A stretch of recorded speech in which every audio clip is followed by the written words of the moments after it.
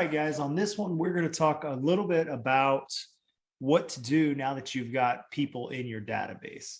So, to have a fully complete database, you need to make sure that we have all the information we can get on somebody. This is going to allow us to call them, text them, email them, send them letters, send them birthday cards, holiday cards, all that. This is going to allow us to make sure that we have the most complete profile on a person so that we're able to keep in touch with them and keep in contact with them. Again, a lot of this is designed to make sure that we are constantly in somebody's mailbox, constantly on somebody's mind. So when they think real estate, they think you. So one of the things that we're going to do, and we're going to go through this relatively quick, but obviously here I've put a test lead in. There's a phone number. There's an email address. So we'll pretend that that's an email address. And then their address is 123 Main Street. Now, I'll show you here in a second how you can find people's addresses outside of calling them. But if you do call them, I have a script for you on that as well. So we're going to go ahead and save this in profile details. We're going to get their birthday. Now, I don't have anybody on this call, so I would ask, hey, how do you get somebody's birthday? And there's a couple answers. You can call them, you already have it, or we're going to go to everybody's favorite, Facebook. So in Facebook, if you go to the left over here, it says events. The first thing you'll see when you click on that is everybody's events coming up, but we're going to click on birthdays. Pretty straightforward, right? So what I want everybody to be doing is getting people's birthdays. So here it starts with March because we're at the end of February. So coming in, we've got March, April, May. And what you can do is go down through this list and find different people. Now, obviously, if you go and pick somebody out, you want to make sure that you're not picking somebody out that is a realtor or their spouse is a realtor. If you want to send those people birthday cards, no problem, go for it. But ideally, what we're trying to do is find people that are essentially unrepresented. Now, don't talk yourself out of it. If their brother, sister, cousin is a realtor, go for it.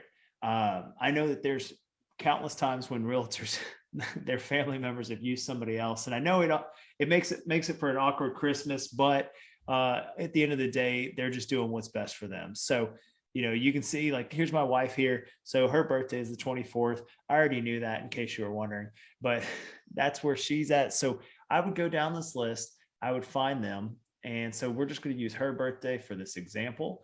But what you want to do is take every single person here. You're going to write them down on a list. If they're not already in your KV core, this is a great time to increase that database.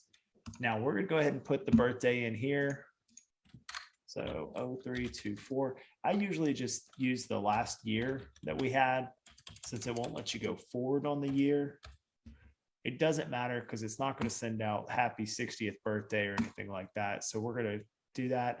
And then if you want to click send birthday email text, that'll automate it just in case you happen to not get a chance to do that. But we're going to make sure we save our changes here. In our timeline, we've got pretty complete profile here, right?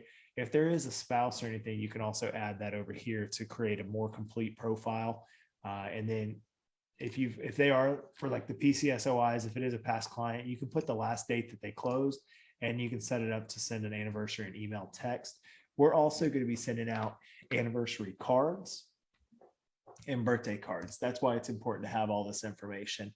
But what we're going to do is I'm going to show you real quick as you're going through these. What I want you to do is go through and write people down. So you would write down Kara, you'd write down Josh, you'd write down Travis, you'd write down Renee, you'd write down Tim, you'd write down Ashley, and you'd go down and write every single person down and what day their birthday is on. Once you've done that, you can come over to fastpeoplesearch.com. And this is a reverse lookup. You can look them up by their name and their city, or if you have their phone number, you can do that as well. don't click on that. I'm pretty sure it's going to give you a virus. So 469-207-6611, that's my phone number. So this is going to show me it's under my wife's name.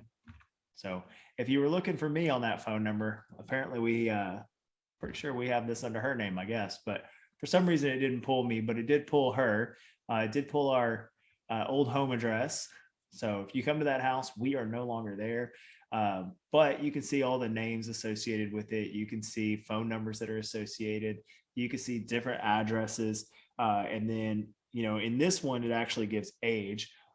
So it's a lot of information right there. But you can use this to go fill in the gaps, right? So now I can come back over to KV Core. I can say, according to this, the address for them is 1313 Hearthstone. Now, if you know that the person just moved, like we just moved out of that house, so the address hasn't been updated on the Fast People search. If you know they just moved, one of the ways to get a current address on them is to give them a call or shoot them a text. Now, if you're wondering, what do I say? How do I get this to sound good or professional? I actually have a script for you here. And this is going to allow you to sound a lot more professional without trying to sound pushy. So basically, you dial the number, and after a little bit of small talk, you're basically going to just throw this out there. You're going to say, I'm putting together a friends list from all of my loved ones, friends, acquaintances, and I wanted to add you to it. Putting together a birthday card, a Christmas card, and a holiday card program, as well as my real estate stuff. May I have your address so that I can add you to my friends list? That's it. It's just that simple. Once you do that, and if you want, you can text that if you don't feel comfortable with calling.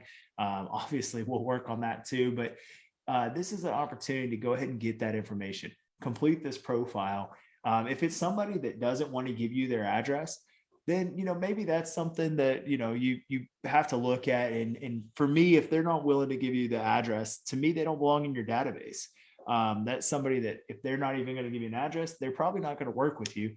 And so, you know, you want to make sure you clarify, this isn't for junk mail. I'm not going to spam you. It's just going to be a couple times a year. But I just want to make sure that, you know, as I thought of you or remembered you, I was able to send out cards. Again, not everybody's going to be up for that. If you have conspiracy theorist friends, they may think that you're going to sell their information to the government or whatever, but that's not the case. So we get this information put in, and now we have our opportunity to be able to contact them. So whenever their birthdays are coming up, and I'll go over that in a different video, but when their birthdays are coming up, this allows you to know ahead of time and be able to be proactive about that. Nobody likes a late birthday card, but you're super thoughtful if you send it early, right?